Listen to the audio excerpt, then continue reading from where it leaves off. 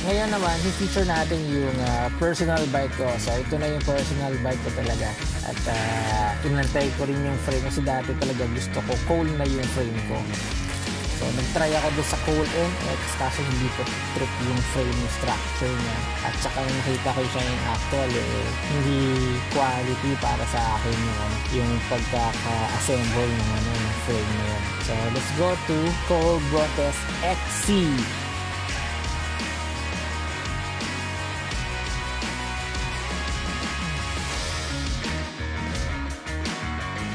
Okay, so yung sa akin, yung kinuha kong frame ay sa Cole Brontes XC ay 29er size 16 kasi mabagay, medyo babagay sa height ko yan. So ang kinuha kong color ay stealth black with chrome decals yan. So yung bandang frame niya sa baba, naka-black yung decals niya. Headset, ginawa ko ng Cole syempre. Tapos yung fork niya, binodel ko na talaga yung Cole dito So more on Cole talaga to. So sa fork niya, Cole Air 77, black stanchion yan, 34mm yung stanchion, and then 100mm yung travel niya. And then naka-ABS lockout siya. Quick release, tapered yung fork. Third bar niya, tsaka stem, package na yon na Uno brand. Napaka-light nung stem at handlebar na combination.